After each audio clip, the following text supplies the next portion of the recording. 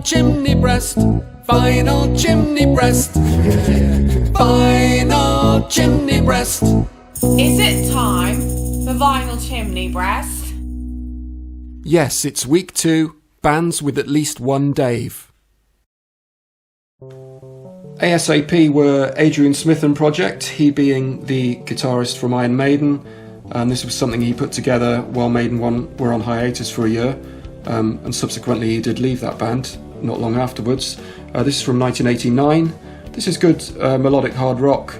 The Dave on this is Dave Colwell, who's a fairly well-known musician in the UK, been in several bands. He's a guitarist and vocalist. Most notably, he played with Bad Company. This is their Silver and Gold album from 1989. Giuffria were the band of pomp keyboardist extraordinaire Greg Giuffria, formerly of the band Angel, who were famous for their ambigrammatic logo. The Dave on this is David Glenn Isley, the vocalist. I'm not all that familiar with this album. It's melodic hard rock, lots of keyboards as you'd expect. There was a reasonable sized hit from this called Call to the Heart. This is their album from 1984. This is a really great live EP from Iron Maiden. The Dave on this, of course, being guitarist Dave Murray, well known for his really fluid legato playing style and a really thick creamy tone he got out of a Strat as well. And this contains their possibly ill-advised cover of Women in Uniform, which was by an Australian band called the Skyhooks, which looking back on it I think is a bit of fun. And a couple of really good live tracks from the Paul Di'Anno years. Dennis Stratton was still in the band on guitar at this time as well. And I remember this was the first thing I played on my new hi-fi system as a maybe 15 or 16-year-old. It was very loud. Stormwatch, the 1979 album by Jethro Tull. This was the third in what is often seen as a trilogy of albums which related to the natural world, looking at it from different points of view each time, this one being particularly about climate change, even way back then. The David on this, David Palmer, who's now Dee Palmer, and she worked with the band way back from the early days on orchestral arrangements and then later became a full-time member.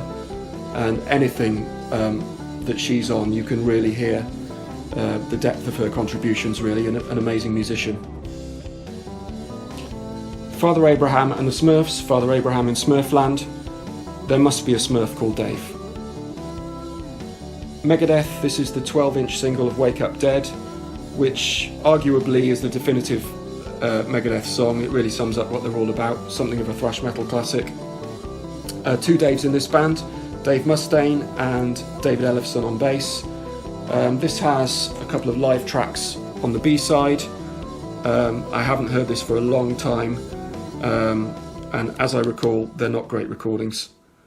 Megadeth, 1987, 6 or 7? Yeah, 1987 this one. Pink Floyd, Delicate Sound of Thunder from 1988. This was quite a significant release at the time, double live album, and it was the first live document of the post-Roger Waters lineup. So this has a lot of Floyd classics on it, as well as a number of tracks from the then current Momentary Lapse of Reason album.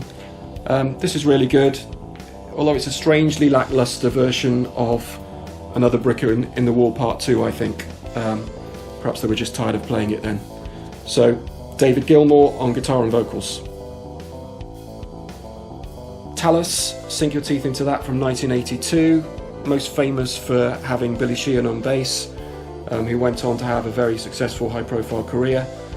This is really good stuff. It's melodic hard rock, but it's before the time when things got really glitzy and glammy, further into the 80s, and so there are some real elements of gritty, three-piece sounding rock to this.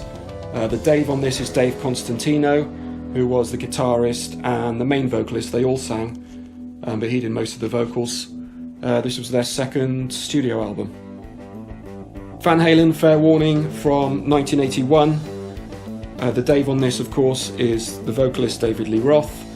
Lots of hardcore Van Halen fans will tell you that this is their best album, and I may well agree with that on some days and disagree on others.